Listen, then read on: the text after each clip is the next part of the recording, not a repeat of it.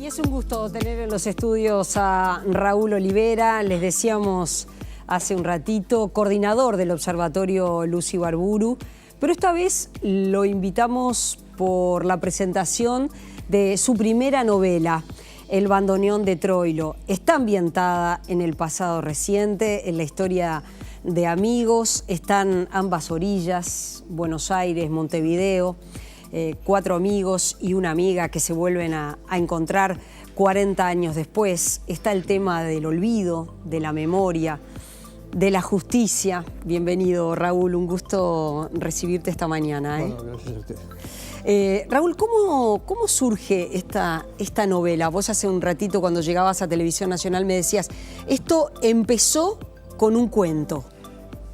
Sí, hace 4 o 5 años atrás, en un intento de salir de... Uno a veces cuando trabaja intensamente con algunos temas, y sobre todo con el tema de derechos humanos, yo sacaba la cuenta que desde casi desde los años 83, 84, cuando empezamos con Sara la búsqueda de Simón, este tema ha sido casi... Hay una parte del libro donde la esposa de uno de los protagonistas le dice, vos sos un hombre monotemático. Bueno, a veces algunos temas transforman a uno en un hombre monotemático, o sea, donde un tema es siempre lo que ordena, lo que piensa, lo que hace. Entonces, para salir de eso, a partir de una invitación de una amiga, concurrió a un taller literario que dirige actualmente, lo sigue dirigiendo Rosario Peirú y Carlos María Domínguez. Y escribir es también una terapia, ¿no? Es una terapia, es una terapia muy buena, había que recomendarla, o sea, y salirse, digamos, no es la primera vez que yo publico un libro, yo publiqué por lo menos 2 o 3 trabajos más, pero siempre eran trabajos, ninguno era de ficción, todos tenían que ver con casos, con denuncias. El libro que escribiste con Sara Méndez, El Claro. secreto de la embajada, el caso de Elena Quinteros. Sí, el libro sobre Hugo Cores, bueno, todo eso de alguna manera... Te marcaron. Me marcaron y bueno, y decidí asistir a ese taller, a instancia de una amiga, de Paula Peregrino, que también es una muy buena escritora, lástima que no publica. Y bueno, y en ese taller, los regímenes de los talleres son muy distintos, a veces son distintos, pero en general uno asiste y bueno, y me acuerdo que Rosario Peirú leyó ese día una novelita, un cuentito policial, y dijo, bueno, los que no tengan nada para escribir, escriban sobre un relato policial. De ahí salió un cuento que se llamaba Lo Justo, que es el mecanismo central de la novela. Y a raíz de eso me di cuenta que daba para más. O sea que el mecanismo de alguna manera salió bastante bien y en torno a eso se construyó, digamos, la novela, que tiene unos cuantos años. Yo no pensaba publicarla. La publicación en estos días es en parte, digamos, por iniciativa de Rosario, que me ha planteado la necesidad de publicarlo, y sobre todo de la necesidad de tener...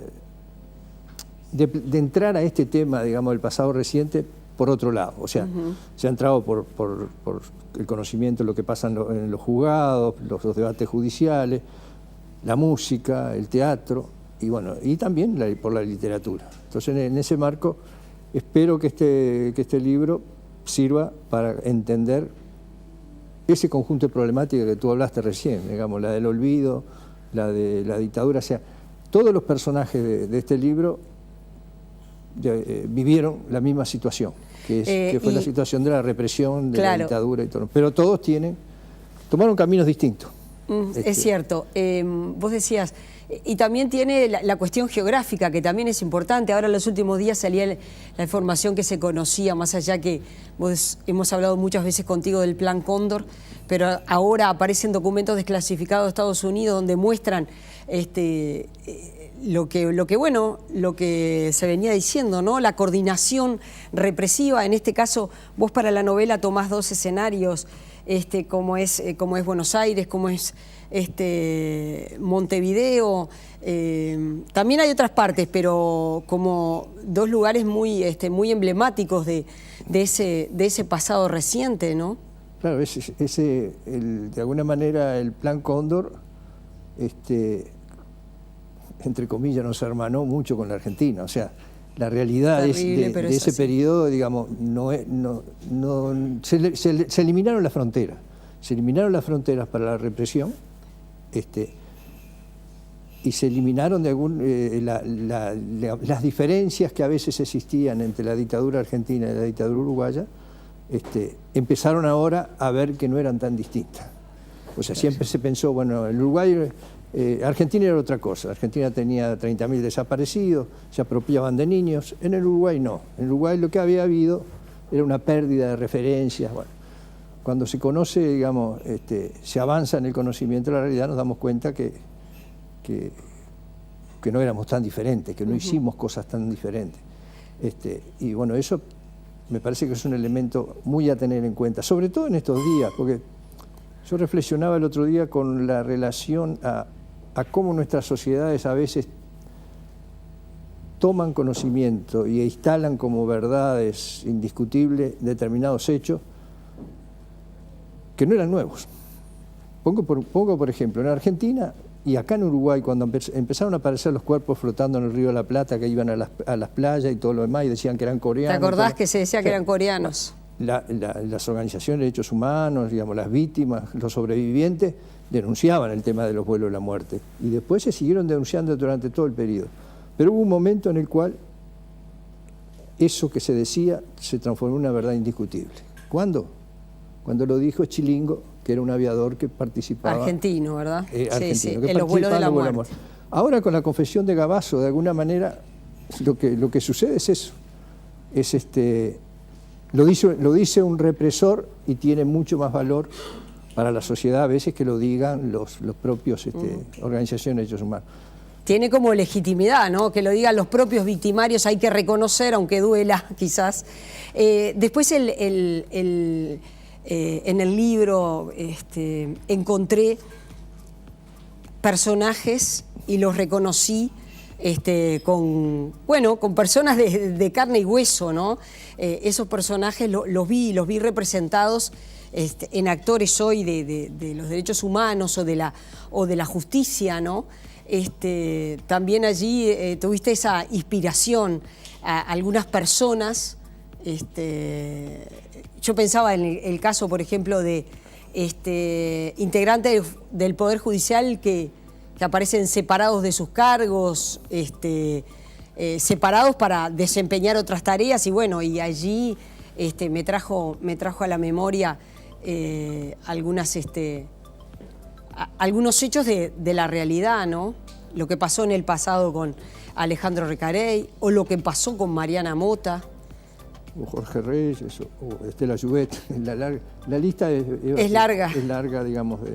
Vos en el libro tengo la sensación, Raúl, que que vos sentís que hay una deuda de los jueces, del Poder Judicial, con el pasado reciente, con los hechos vinculados con la verdad, la justicia, la reparación.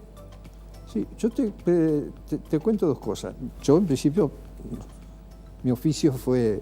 Soy telegrafista de oficio, un oficio que ya no existe más, porque los telégrafos no existen. Ese es mi oficio, o sea que de derecho nunca pisé una aula de derecho. Sin embargo, en la novela tengo que reproducir una clase de derecho que da el personaje. También tengo que reproducir la problemática justamente de la frustración del hombre que en una función que es impartir justicia se da cuenta que no puede hacer lo justo. Ahora, todo eso, yo en determinado momento precisé decir, bueno, lo que yo digo es parte de digamos, es parecido a la realidad. ¿Por qué? Porque alguien decía que nada es más parecido a la realidad que la ficción.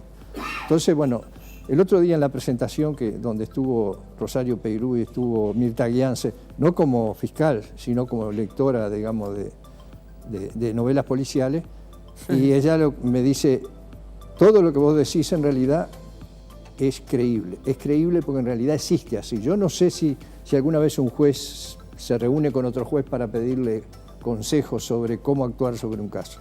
No sé si eso existe. No sabes si eso existe. He tenido amigos que han sido jueces, pero muchas veces con los jueces no se habla digamos, de la interna del oficio. Y bueno, el hecho que me digan, bueno, esto se parece mucho a la realidad, o sea, esto es creíble, le da a una historia que efectivamente no es real, es inventada, pero que tiene mucho parecido con la realidad, le da un valor que es lo que tiene que tener un relato de carácter policial. Porque aunque esta novela, a pesar de ser policial, rompe con el esquema de las novelas policiales. Porque la novela policial en general es un policía, un detective, un periodista que investiga un determinado misterio y en determinado momento encuentra y lo resuelve. Esta novela, a pesar de policial, es así, pero al revés.